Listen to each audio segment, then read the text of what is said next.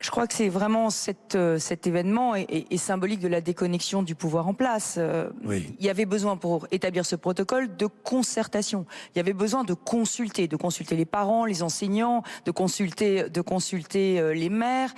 Et évidemment, c'est très difficile de le faire par visioconférence de ses vacances dans un pays étranger. Donc la concertation a manqué. Mais c'est aussi révélateur d'un pouvoir autoritaire, solitaire du président de la République. Oui, On voit bien que le protocole n'a pas été décidé par Jean-Michel Blanquer.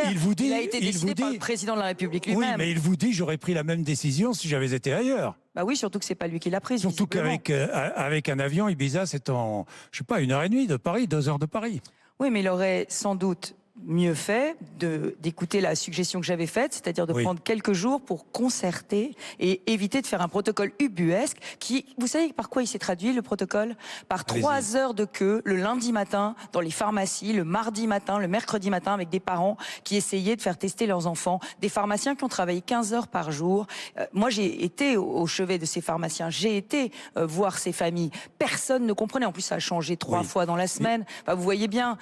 Pardon, mais il y a des scénarios qu'on peut anticiper, des scénarios qu'on peut pas anticiper en politique. C'est vrai qu'à la première vague, à la deuxième vague, on pouvait pas anticiper. Mais là, tout était écrit. Le scénario de la rentrée scolaire de janvier, il était écrit.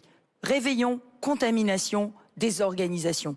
Alors, voilà, moi j'avais fait une suggestion. Je sais que je suis dans l'opposition. Je sais que je suis candidate à la présidentielle. Je sais que c'est un crime de l'ex-président de la République et que du coup ça discrédite. Pourquoi un crime? Ça discrédite ma parole. On ne peut pas écouter l'opposition dans ce gouvernement parce que l'opposition pourrait avoir des bonnes idées. Vous savez, moi je ne gouverne pas comme ça. Je dirige une grande région. Dans ma région, il y a des France Insoumises et il y a des Rassemblements Nationaux, des Verts, des socialistes. Quand ils ont des bonnes idées, je les écoute. Je les écoute parce que je considère pas qu'on est disqualifié parce qu'on n'appartient pas à telle ou telle famille politique. Ils auraient dû m'écouter avec un peu plus d'attention.